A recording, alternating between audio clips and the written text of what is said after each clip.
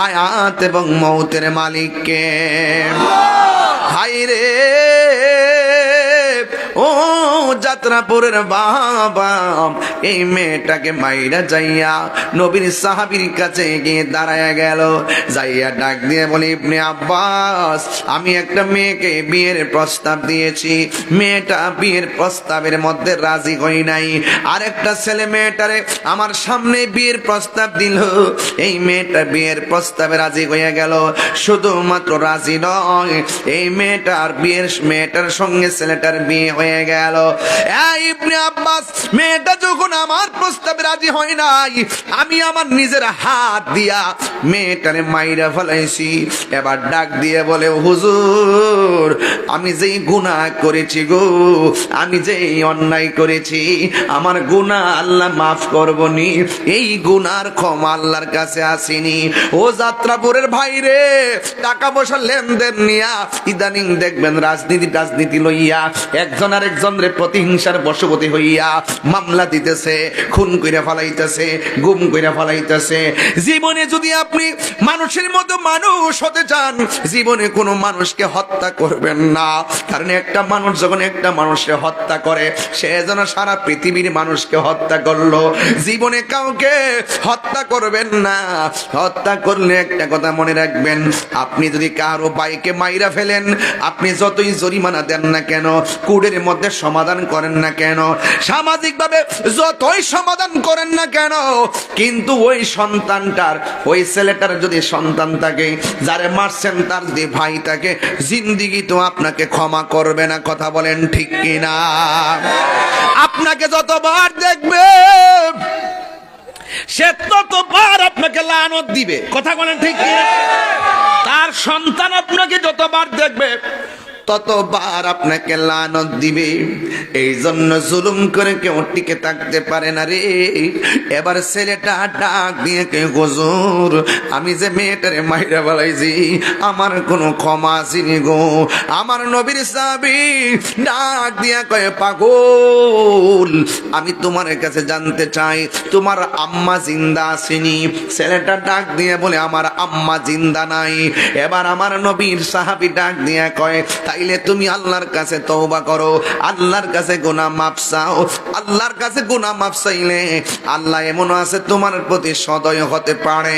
নবীর আর একটা সাহাবী মনে মনে কয়, লোকটা এসে প্রশ্ন করলো, নবীর সাহাবী, আমি একটা মেয়ের বিয়ের প্রস্তাব দিয়েছি, মেয়েটা আমার বিয়ের প্রস্তাবে রাজি না হওয়ার কারণে আমি মাইরা ফেলাইছি, কিন্তু এখানে জিজ্ঞাসা করছে আমার ক্ষমার রাস্তা আসেনি। এই সাহাবী তো প্রথম বলতে পারতো আল্লাহর কাছে তওবা করো, কিন্তু এই কথা না বইলা কেন বলছে তোমার আম্মা জিন্দা আসেনি? চিৎকার মাইরা কি আল্লাহু আকবার বলা যাবে না? ওই নবীর সাহাবী দৌড়াইয়া যাইয়া ডাক দিয়া কয়, সাহাবী গো,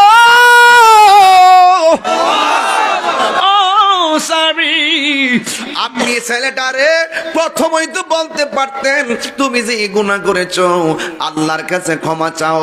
এই কথা না বইলা আপনি কেন বললেন তোমার মা জিন্দা আসেনি? মায়ের সঙ্গে সন্তানের হত্যার সম্পর্ক কি? এই কথা বলার পরে নবীর সাহাবী ডাক দিয়ে কয়, আমি তার প্রথম কেন বলছি মা আছে জাননি, কেন বলছি মায়ের কথা কেন জিজ্ঞেস করছি? কারণ এই পৃথিবীর মধ্যে একটা মাত্র মানুষ, দোয়া করলে মাঝখানে কোনো পর্দা থাকে না, ডাইরেক্ট আল্লাহর দরবারে কবুল হয়ে যায়। সে যে অন্যায়টা করছে, এই অন্যায়টার জন্য যদি মায়ের কাছে যায় কয়, আম্মা আমি এমন একটা গুনাহ করছি গো মা, ডানের মানুষ জানে না, বামের মানুষ জানে না, সামনের মানুষ জানে না, পিছনের মানুষ জানে না, যা কেউ জানে না, জবানটা খুলা কোন জানে কে? আরো মায়ার সুরে কন্যা জানে কে? আল্লাহ,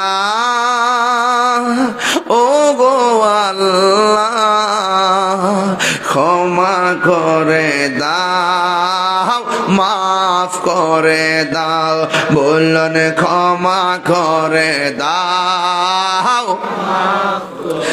দাও যতদিনে জীবন বিনা বাজিবে, যতদিনে জীবন বিনা বাজিবে, সুপথে চালাও মাফ করে দাও, বলুন সুপথে চালাও মাফ করে দাও আল্লাহ, ক্ষমা করে দাও মাফ করে দাও, ক্ষমা করে দাও মাফ করে দাও। এ যুবক, গুনাহ মাফের মালিককে এই আওয়াজে মানি না, জবানটা খুলে বলুন গুনাহ মাফের মালিককে। ওই সাহাবী ডাক দিয়া বলে, হ্যাঁ সাহাবী, আমি কেন তার মা জিন্দা আছে কিনা কেন জিজ্ঞাসা করছি? পৃথিবীর কারো কাছে মনের কথা বলা যায় না, মায়ের কাছে যদি তার মনের কথাটা বলে অপরাধটা স্বীকার করে, মা যদি বলে পুত্রে করলে কি, ওই মা যদি শেষ যদি তাহাজ্জুদের নামাজের মধ্যে পয়সা যদি আল্লাহরে কয়, ও আল্লাহ, ও যাত্রাপুরের বাবা, জবানটা খুলে বলো আল্লাহ, আরো মায়ার সুরে বলুন আল্লাহ, আরো মায়ার সুরে বলুন আল্লাহ, ও আল্লাহ, আমার পোলা এমন একটা গুনাহ করছে। আপনারা জবান খুলে বলেন, মায়ের দোয়া লাগে কি লাগে না? মায়ের বদদোয়াও লাগে কি লাগে না? এই জায়গার মধ্যে ওয়াজটারে আরেকটা কথা কয় লাগবে। আমার নবী, আপনার নবী গুরুস্থানের, এখানে গুরুস্থান আছে না, গুরুস্থানের মধ্যে আমার নবী গেছেন। আল্লাহ বলছে, ওয়া মা ইয়াস্তাবিল আহইয়া ওয়ালাল আমওয়াত, যারা জিন্দা যারা মুর্দা এরা কোনোদিন এক হতে পারে না, যারা জিন্দা যারা মরা এরা কোনোদিন এক হতে পারে না। ইন্নাল্লাহা ইউসমিউ মাইয়াশা, যারা যাদেরকে আমার আল্লাহ তৌফিক দেয় এরা উপরে কবর উপরে থাকলেও কবর ভিতরে কি হয় না হয় দেখার ক্ষমতা আছে না নাই? আমার নবী রাহমাতুল লিল আলামিন এমন একজন পয়গম্বর যিনি তিনি উপরে থাকলেও কবর ভিতরে খবর নেওয়ার খবর আছে। আমার নবী একদিন গুরুস্থানের মধ্যে গেল, যাইয়া দেখতেছেন গুরুস্থানের মধ্যে যতগুলা লাশ দাফন করা হয়েছে প্রত্যেকটা লাশের পিঠের নিচে আমার আল্লাহ জান্নাতের গালিচা বিছায়া রেখে দিয়েছে। এই আওয়াজে মানি না, জবান খুলে কন্যা আল্লাহু আকবার। আমার নবী মুস্কি মুস্কি হাসলেন। আমার নবী ডাক দিয়ে কয়, সাহাবীরা রে, এই গুরুস্থানটা নতুন হিসাবে প্রত্যেকটা লাশের নিচে আমার আল্লাহ জান্নাতের গালিচা বিছায়া রাখছি। দেখতে দেখতে নবী আমার আরেকটা কবরের পারে গেল, যাইয়া নবী চোখের পানি ফালায়া ফালায়া কান্না শুরু করলো। নবীর সাহাবীরা ডাক দিয়ে কয়, নবী গো, আপনার হাসি দেখলে মনে শান্তি পায়, আপনার চোখে পানি দেখলে আমাদের হতাশার শেষ নাই। ইয়া রাসূলুল্লাহ, সব কবর দেইকা আপনি মুস্কি মুস্কি হাসলেন, আর একটা কবর দেইকা কেন গো আপনি চোখের পানি ফালায়া ফালায়া কাঁদলেন? আমার নবী ডাক দিয়ে কয়, সাহাবীরা, আমি নবী যাহা জানি তোমরা তা জানো না, আমি নবী যাহা দেখি তোমরা তা দেখো না, আমি নবী যাহা শুনি তোমরা তা শুনো না। আপনারা জবান খুলে বলুন, আমার নবী মাটির উপরে, আমার নবী কবরের নিচে দেখার ক্ষমতা আছে না নাই? এটা কি মোল্লার কথা না আল্লাহর কথা? ইন্নাল্লাহা ইউসমিউ মাইয়াশা,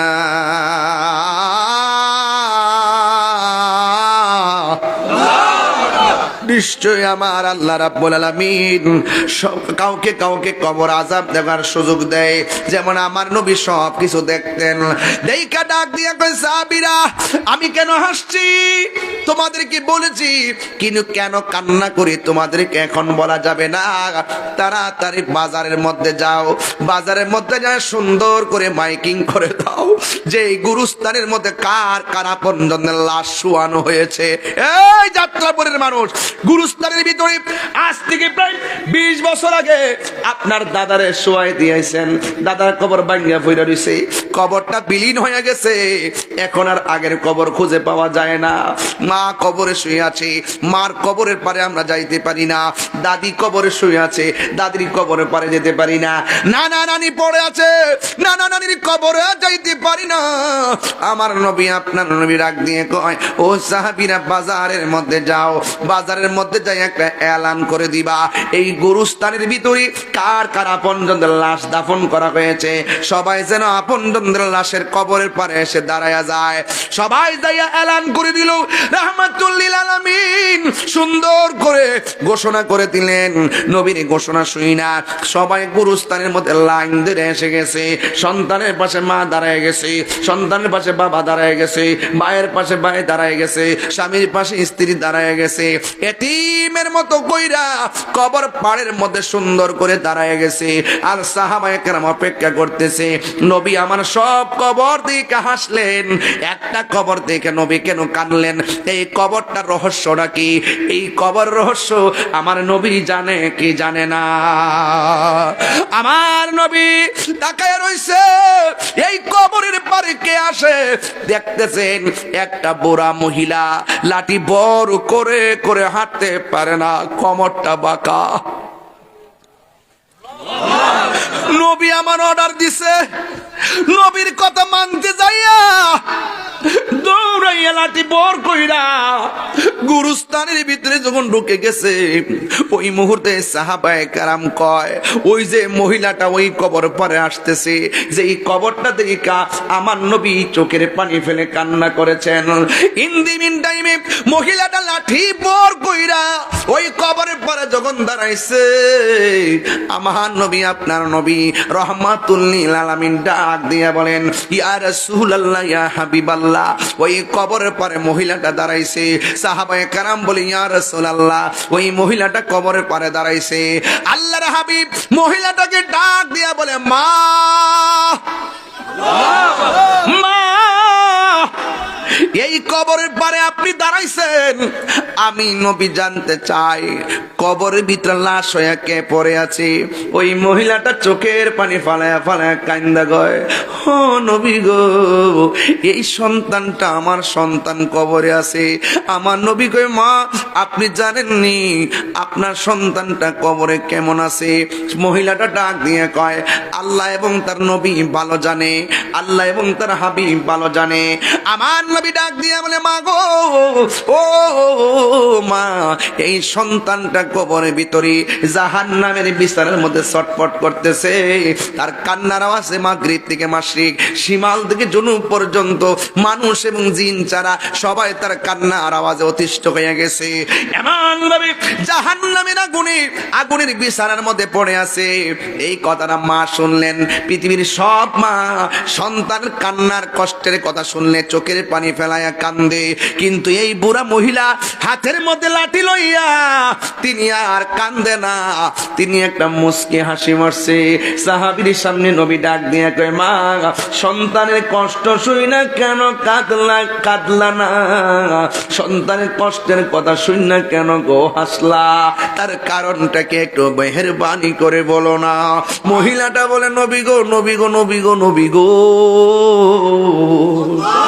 ও মায়ার নবী, দয়ার নবী, আমি কেন হাসছি জানেননি?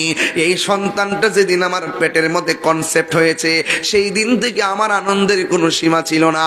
এই সন্তানটা যখন পানির ফুটা থেকে রক্ত, রক্ত থেকে গোশত, গোশত থেকে হাড্ডি, হাড্ডি থেকে ওই মানুষের দেহ, একেবারে সুটাম দেহ বানাইয়া পেটের মধ্যে যেদিন বডিটা পূর্ণ হয়েছে, সেদিন থেকে আমার পেটের মধ্যে লাইটান শুরু করছে।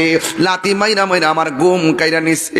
আমি রাতের বেলা ঘুমাইতে পারি নাই, আমি রাতের বেলা ঘুমাইতে পারি নাই, আমি রাতের বেলা ঘুমাইতে পারি না। আমার চোখের পানি ফালায় ফালায় আমি রাত্রটা কাটাইছি, কিন্তু সকালবেলা কাউকে আমি চোখের পানির ব্যাখ্যা বলি নাই। কেন আমি কাঁদছি চোখের পানিটা আমি কাউরে বলি নাই। ইয়া রাসূলুল্লাহ, ইয়া হাবিবাল্লাহ, ও মায়ার নবী গো, আমি তখন কি করলাম, সকালবেলা হাসি মুখে ঘুম থেকে উঠছি, আমার জাদুমণি কান্নার কারণ আমি কাউরে বলি নাই, নীরবে নীরবে আমি কষ্ট সহ্য করেছি। ইয়া রাসূলুল্লাহ, নবী গো, আমি যখন খাইতে বসছি আমার প্লেট রেখে দিছি, কিন্তু আমার জাদুমণি আমাকে লাথি মাইরা আমার ক্ষুধা কাইরা নিছে, আমার রুচি কাইরা নিছে, আমার খাবার কাইরা নিছে। মানুষে বলছি আমার রুচি নাই, কিন্তু আসলে সন্তানের লাথিতে আমার পেটের ক্ষুধা আমি বলে গেছি। ইয়া রাসূলুল্লাহ, আমার সন্তান এত লাথি লাইতেছে, এত বড় আমি কষ্ট নেই নাই। যেই দিন আমি ভূমিষ্ঠ করাইতে গেলাম, আমি যখন তখন প্রেগন্যান্সি ব্যথা পড়ে গেলাম, মনে হয়েছে এক একটা লাথি যেন আমার জীবন শেষ হয়ে গেছে। মানুষ আমার মাথার মধ্যে তেল দেয়, মাথার মধ্যে পানি দেয়, মানুষ আমারে কয়, আমি যখন সন্তানটারে ভূমিষ্ঠ করছি, সন্তানটারে যখন প্রসব করেছি, ওই মুহূর্তে আমি নাকি বেহুশ হয়ে গেছিলাম, এই জন্য আমি একবারে মৃত্যুর ঘাট থেকে আমি ফিরাইছি। কিন্তু শত হইল তো আমার জাদুমণি ডান দিকে প্রস্রাব করছে, আমি বাম দিকে নিলাম, বাম দিকে প্রস্রাব করছে, আমি বুকের উপরে রাখলাম, নিজের কাপড়টারে টুকরা টুকরা বানাইয়া তল বিছনা বানাইয়া আমার জাদুমণির আমি এমন ভাবে তিলে তিলে মানুষ করছি। নবী গো, আল্লাহ বলছে ইম্মা ইয়াবলুগান্না ইনদাকাল কিবারা আহাদুহুমা হুমা ওয়ালা তাকুল্লাহুমা উফফি ওয়ালা তানহারহুমা ওয়া কুল্লাহুমা কাওলান কারীমা। আল্লাহ বলছে মা বাপ যদি বুড়াও হইয়া যায়, তার লগে গেবাড়ি দেখে কথা কইও না। শুধুমাত্র মা বাপ যতদিন রুজি করে ততদিন পর্যন্ত মা বাপরে অনেক সন্তান মানে, যেই মাত্র মা বাপটা বেকার হইয়া যায়, যেই মাত্র মা বাপটা বুড়া হইয়া যায়, যেই মাত্র মা বাপটা হাত পা লড়াইতে পারে না, ওই মুহূর্তে মা উপহাসের পাত্র হয়ে যায়। সন্তান রুজি করে তার গেটআপটা বাইরে যায়, আল্লাহ সহ্য করবে না। কথা বলেন ঠিক কি না? ওই মা ডাক দিয়ে কই, ও ইয়া রাসূলুল্লাহ, নবী গো, ও মায়ার নবী, আমার সন্তানটার আমি তিনে তিনে বড় করছি, তিনে তিনে বড় করার পরে আমার সন্তানটারে যখন আমি বড় করলাম, আমি বেকার হয়ে গেলাম, আগের মতো আমি হাঁটতে পারি না, আগের মতো আমি চলতে পারি না, কিন্তু আমার সন্তান আমার খবর লয় না। এত যে আমি বুঝাইলাম, এরপর আমার সন্তানটা আমার খবর লয় না। ও নবী, এমন ভাবে আমার কষ্ট দিতে দিতে একেবারে দেয়ালের মধ্যে পিঠটা লাগাইয়া বালাইছে।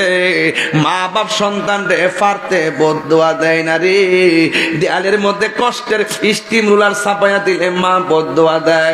এই বদদুয়া দিলে হাত তোলা লাগে না, যদি কই উফ ফুত করলে কি এসপি ফকির হয়ে যাবে, ডিসি ফকির হয়ে যাবে, হুজুর ফকির হয়ে যাবে, ও পুত্রে করলে কি হাতটা তোলা লাগবে না, জীবন ধ্বংস হয়ে যাবে। এই বাপটারে যে দমক মারো, এই বাপটা খালি পকেটে বহুতবার বাজারে গেছে, কোথায় থেকে টাকাটা আনছে, কেমনে বাজার কইরা ফাঁসটা ফুলার জিব্বার ভাল চায়া চায়া বাজার কইরা কইরা খাওনটা খাওয়াইছে। এই বাপটার কষ্টগুলার মূল্য তুমি দিতে পারবা না রে বাবা।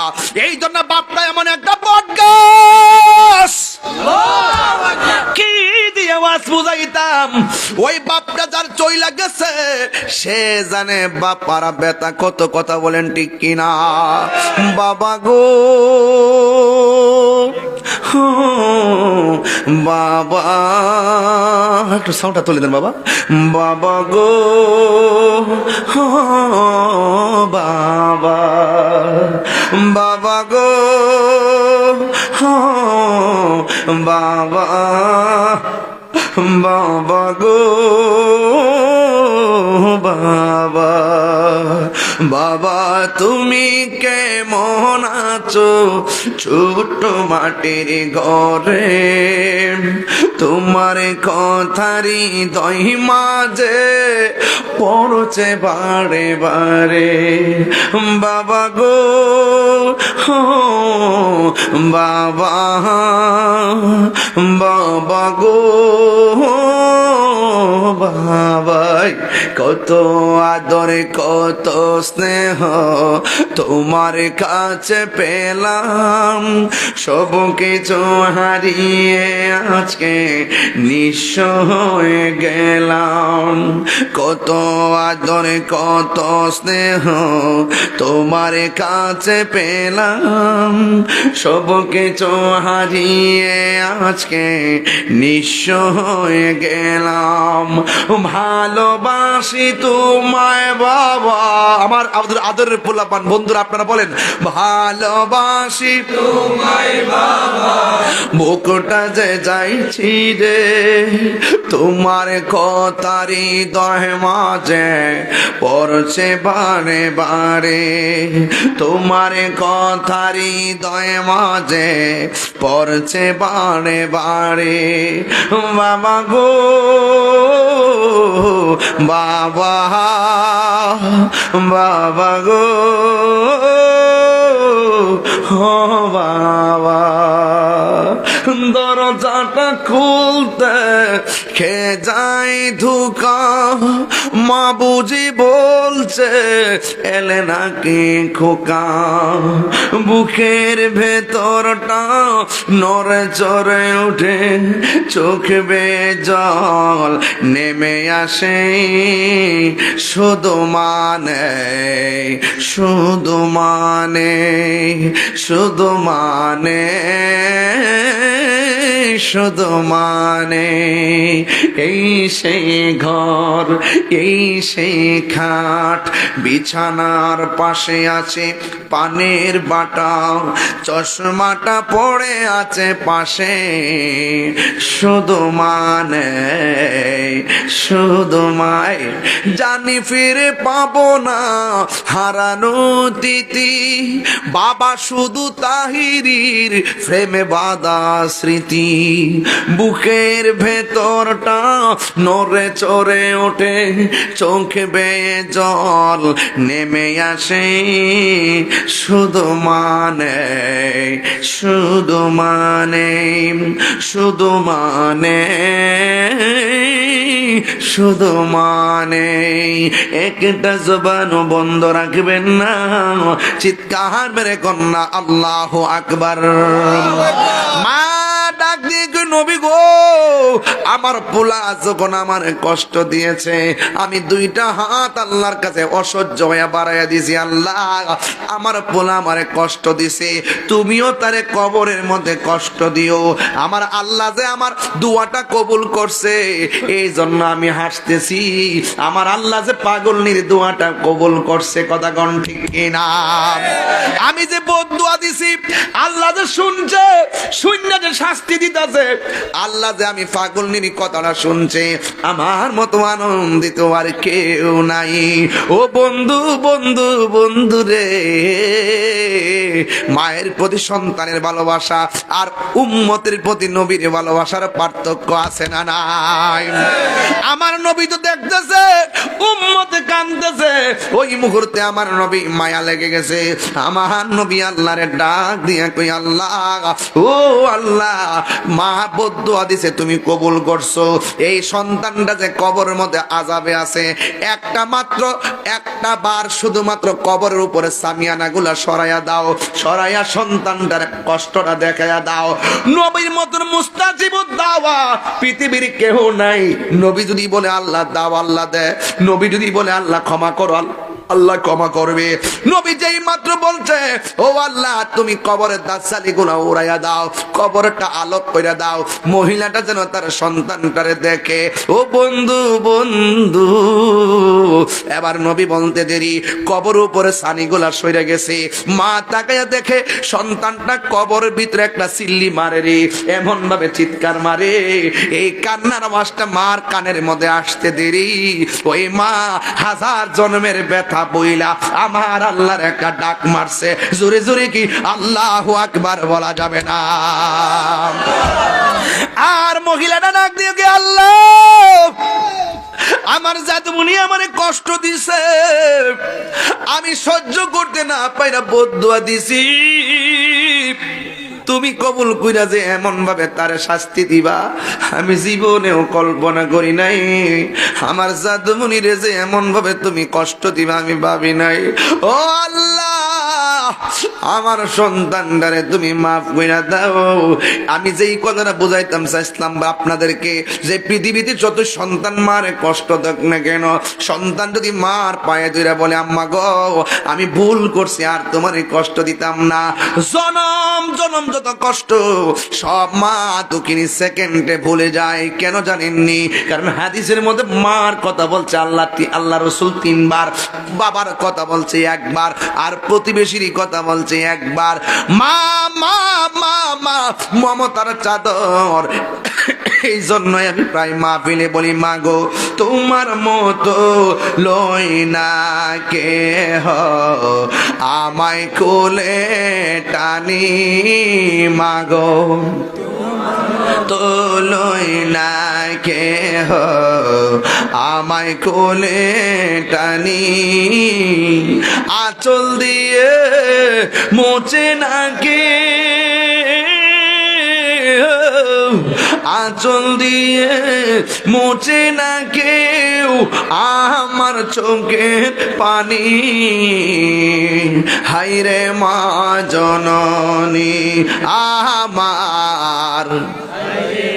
সবাই মহব্বতে বলেন হায়রে মা জননী আমার, হায়রে মা জননী। এই যুবক আজকে বাড়িতে যাওয়ার পরে মাকে সালাম করে বলবো আম্মা জীবনে যত কষ্ট দিছি মেহেরবানি করে যাত্রাপুর মাহফিল থেকে নিয়ত করেছি আর কোনোদিন আপনাকে কষ্ট দিব না।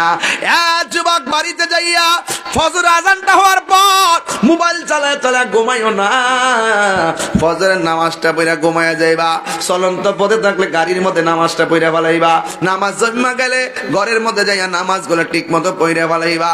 ওয়াজ শুনলে লাভ হবে না, ওয়াজটা আমল করা লাগবে।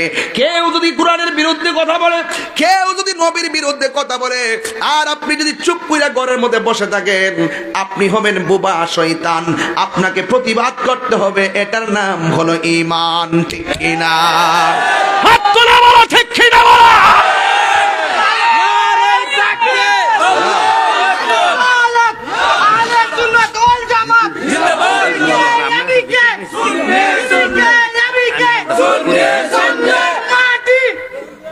আল্লাহু আকবার, জোরে গান, আর জোরে গান আল্লাহু আকবার।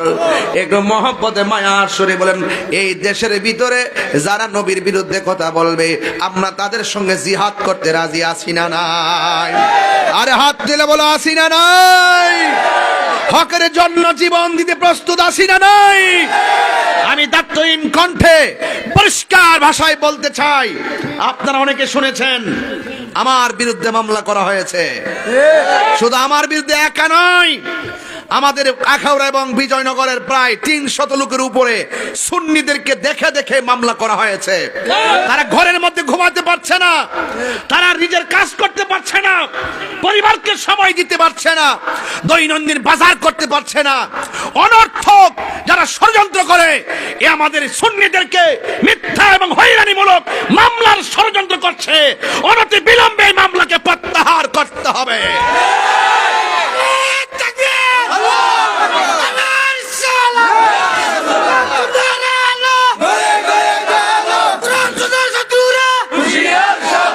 ভাইয়ের আমার, আমি পরিষ্কার ভাষায় বলতে চাই, আমার ব্যাপারে ব্যানার নিয়ে নিয়ে রাজপথে আন্দোলন চলতেছে। চট্টগ্রাম থেকে শুরু করে প্রত্যেক জায়গায় কি আন্দোলন বাড়তেছে না কমতেছে? এখনো পর্যন্ত মিডিয়াগুলো নীরব, মিডিয়াগুলো এখনো স্বাধীন হতে পারে নাই, প্রশাসন এখনো স্বাধীন হতে পারে নাই। আপনারা আরেকজনের কথা শুনে দেশের আইনকে কলঙ্কিত করবেন না, হলুদ পাতার সাংবাদিকতা করবেন না। আমার ব্যাপারে শুভাকাঙ্ক্ষী হয়ে অনেক জায়গা প্রতিবাদ হচ্ছে। আমি বলবো তাড়াতাড়ি মামলাটা প্রত্যাহার করুন। আমার যাই হোক না হোক, কিন্তু আমার 300 ভাইয়ের নামে যে মামলা করে ঘর থেকে বের করা হয়েছে এবং বিজয়নগরের প্রায় 6-7 জনকে ধরে নেওয়া হয়েছে, তাদেরকে তাড়াতাড়ি মুক্ত দিতে হবে এবং পুরো মামলা প্রত্যাহার করতে হবে। যদি এই 300 জনের লোকের মামলা যদি প্রত্যাহার, টোটাল মামলাটা যদি প্রত্যাহার করা না হয়, আমার বিরুদ্ধে 1 নম্বর আসামি আমাকে করেছেন, আমি 1 নম্বর আসামি হয়েও রাজপথে নামতে বাধ্য হব। তখন সেটা কিন্তু দাবায় রাখতে পারবেন না। আপনারা ভালো করে জানেন যে আমি যৌক্তিক দাবির জন্য জীবনটা হাসতে হাসতে দিতে প্রস্তুত। আমি যদি অন্যায় করি, আমি ক্ষমা চাইবো, হাতে নিজের হাতে পড়বো। কেউ যখন আমাকে অন্যায় করে কনস্পাইরেসি ভাবে, ষড়যন্ত্রমূলক ভাবে হয়রানি মামলা করে, সুন্নিদের বিরুদ্ধে ট্যাগ লাগিয়ে সুন্নিদেরকে বিরক্ত করবে, সুন্নিরা ঘরে বসে থাকবে না। ঠিক কিনা বলেন? কেউ ঘরে বসে থাকবে না।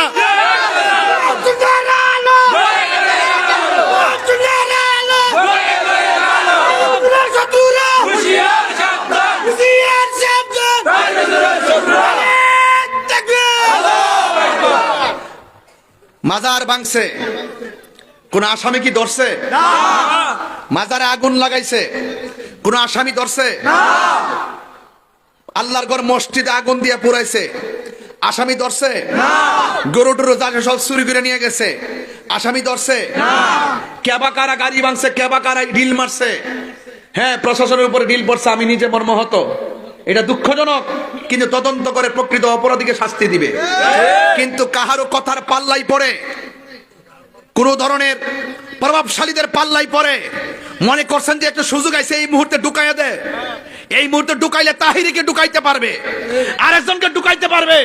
কিন্তু বুঝতে হবে আহলে সুন্নাত ওয়াল জামাত শুধু তাহিরের উপরে নির্ভর নয়, আহলে সুন্নাত ওয়াল জামাত প্রত্যেকটা ঘরে ঘরে নবীর সৈনিক আছে। কথা বলে